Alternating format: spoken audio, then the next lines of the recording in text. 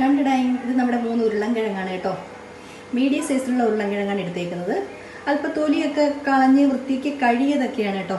ഇത് പാത്രത്തിലോട്ട് ഇട്ട് കൊടുത്തിട്ടുണ്ട്. കുറച്ചും കൂടെ വെള്ളം കൊടുക്കും. ഇപ്പോൾ കണ്ട ദൂരെ ഇവിടെ ഒരു മുട്ട കിടക്കുന്ന ലുക്കുണ്ട് അല്ലേ. അതെ, കുറച്ച് വെള്ളം കൂടി ഒഴിച്ചു കൊടുത്തിട്ടുണ്ട്. ഇനി നമുക്ക് മൂടി വെച്ച് അടച്ചിട്ട് അടുപ്പിലോട്ട് വെച്ച് തീ കത്തിച്ച് വേവിച്ചെടുക്കാം. ഉരുളൻകിഴങ്ങ് വെന്തോട്ടെ അവിടെ ഇരുന്ന് ഇത് വേണമെങ്കിൽ നമുക്ക് കുക്കറിൽ വെച്ച് ഒരൊറ്റ വിസിൽ വരുത്തി അതിൻ്റെ ആവിയൊക്കെ പോകുന്നതുവരെ സമയം കൊടുത്ത് നമുക്ക് വേവിച്ചെടുക്കാവുന്നതേ ഉള്ളൂ. പക്ഷെ ഞാനിപ്പോൾ ഇത് സാധാരണ നമ്മുടെ ഈ പാത്രത്തിലോട്ട് വെച്ചിട്ട് വേവിച്ചെടുക്കാമെന്ന് വിചാരിച്ചു. ആ സമയം കൊണ്ട് നമുക്ക് കുറച്ച് പണിയുണ്ട്. പോകാം. കിഴങ്ങ് വേവുന്ന സമയം കൊണ്ട് ഞാനിപ്പോൾ തൈരാണ് എടുത്തേക്കുന്നത് കേട്ടോ. തൈര് ഒരു 1/2 കപ്പ് തൈര് എടുത്തിട്ടുണ്ട്. തൈര് ഒഴിച്ചു കൊടുത്തു. ഇതിലേക്ക് ഞാനിപ്പോൾ 1/4 സ്പൂൺ ഉപ്പും കൂടി ഇട്ടിട്ടുണ്ട്. 1 സ്പൂൺ മുളക് പൊടിയും കൂടി ഇട്ട് നന്നായിട്ട് മിക്സ് ചെയ്ത് ഇത് നമുക്ക് നന്നായിട്ട് മിക്സായി കഴിയുമ്പോൾ നമുക്കിത് അങ്ങോട്ട് മാറ്റി വെച്ചേക്കാം. ഇപ്പോൾ നമ്മുടെ മുളക് പൊടിയും ഉപ്പും എല്ലാം നമ്മുടെ തൈരിൽ നന്നായിട്ട് മിക്സ് ആയിട്ടുണ്ട്. ഇനി നമുക്ക് ഇത് കുറച്ച് നേരം ഇങ്ങോട്ട് മാറ്റി വെച്ചു. ഇപ്പോൾ നമ്മുടെ ഉരുളൻകിഴങ്ങൊക്കെ നന്നായിട്ട് വെന്തിട്ടുണ്ട്. അത് നമുക്ക് ഇതിലേക്ക് ഒന്നിട്ട് കൊടുക്കാം. ചെറിയ കഷ്ണങ്ങളൊക്കെ അരിഞ്ഞതാണ് കേട്ടോ.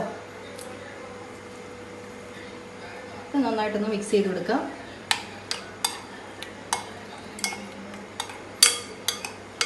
അപ്പോൾ നമ്മുടെ ഉരുളൻകിഴങ്ങെല്ലാം നമ്മുടെ തൈരിലേക്ക് മിക്സ് ആയിട്ടുണ്ട്.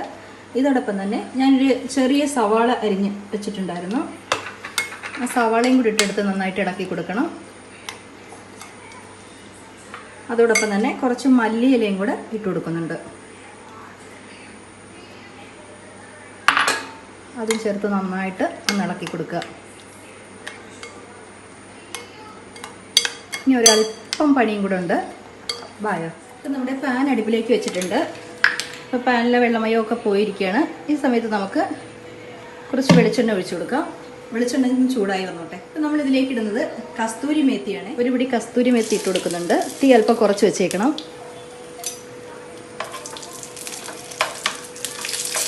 അതോടൊപ്പം അത് നന്നായിട്ട് ഇളക്കി കൊടുക്കുകയും ചെയ്യാം. അതിൻ്റെ കൂട്ടത്തിൽ തന്നെ 1/4 സ്പൂൺ മുളക് പൊടിയും ഒരല്പം മഞ്ഞൾപ്പൊടിയും കൂടെ ഇട്ട് കൊടുത്ത് അത് നന്നായിട്ട് ഇളക്കുക. കരിഞ്ഞു പോകരുത്. തീ കൂട്ടി വെക്കരുത് ഒരു കാരണവശാലും. തീ കുറച്ച് തന്നെ ഇരുന്നോട്ടെ. അപ്പോൾ നമുക്ക് അടുപ്പങ്ങ് ഓഫാക്കാം. നമുക്ക് ഇതിലേക്ക് ഒഴിച്ചെടുക്കാം. അതിനുശേഷം അത് നന്നായിട്ട് ഇളക്കി കൊടുക്കുക.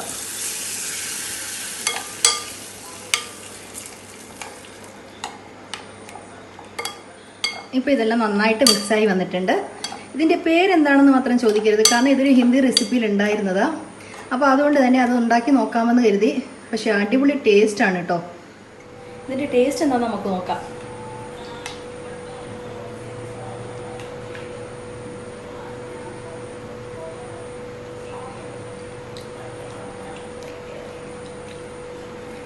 ഇത് മക്കളെ അടിപൊളി ടേസ്റ്റാണ്.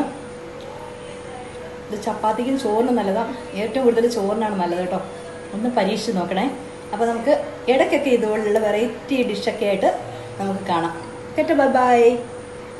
മറന്നു, നിങ്ങളുടെ വിലയേറിയ അഭിപ്രായങ്ങൾ ലൈക്ക് ഷെയർ മറക്കരുതേ.